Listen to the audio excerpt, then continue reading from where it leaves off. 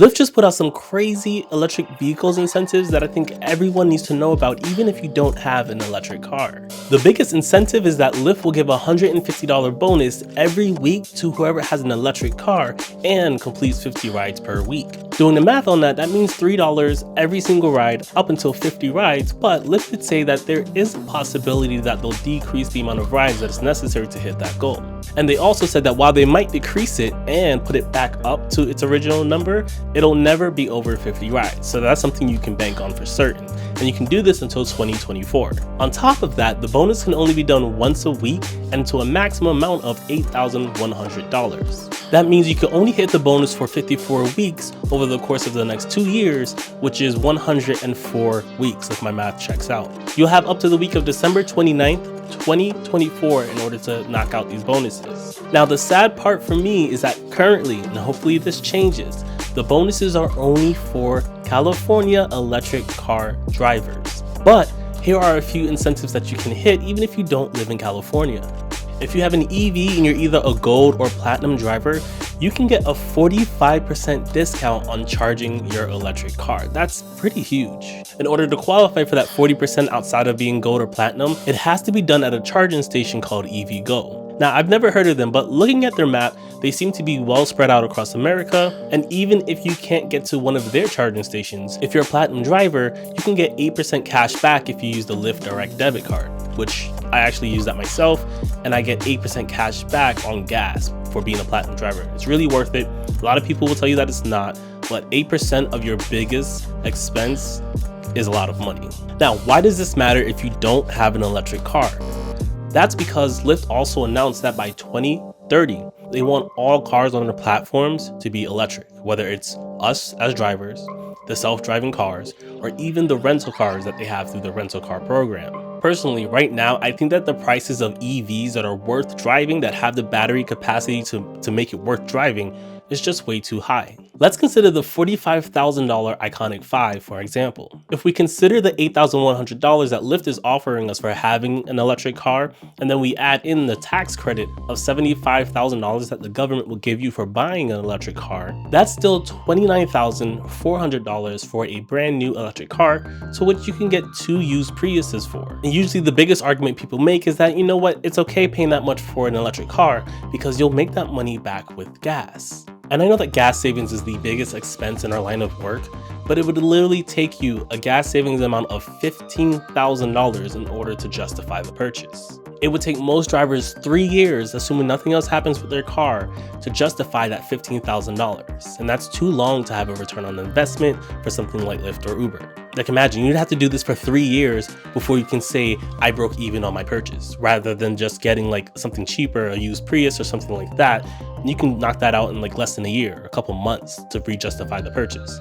So before I heard these news, I was pretty dead set on my next car being a hybrid car, probably a Prius, but I'm still looking at other options. And that's just because I don't feel like electric cars are worth buying from a business perspective. Now, someday I would love to own a Tesla, but that's going to be as a toy, not as something that's supposed to be making me money, because I cannot justify the return on investment. So let's explore what would need to happen in order to better convince me to get an electric car. And the first thing that comes to mind is that it needs to have a range of somewhere between 250 to 300 miles. Now, when I work my 18-hour days, which you can watch a video of how I do that, I tend to drive like 700 to 800 miles. So I know that even with a 300-mile range, I would still have to stop and charge. But I assume that the lower the range, the cheaper the car, because of just how batteries work. Anything less than 250 is an absolutely no-go, because batteries also get worse over time, just like our cell phones, right?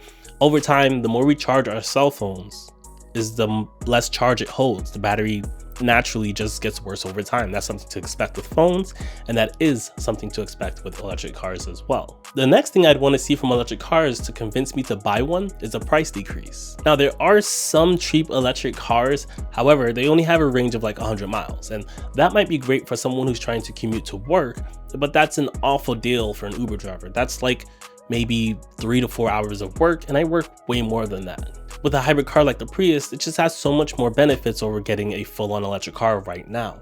One, you can get a used Prius for like 15 grand that has maybe 80,000 miles on it, and you can still run that Prius up until 200, 300,000 miles. So you'll get a very strong return on your investment for the money spent, and you'll save money on your biggest expense, which is gas. Now, the average Lyft driver makes about $30,000 to $40,000 a year. I do a little more than that, and other full-time drivers probably do more than that too. But let's say you get a Prius for $15,000, you can make that money back in 6 months if you're the average Uber or Lyft driver. Now, if you get a $45,000 electric car, that's gonna take you a year or two to justify that purchase. And by the time that purchase has been justified, you would have already paid off your Prius, which you should have paid cash for.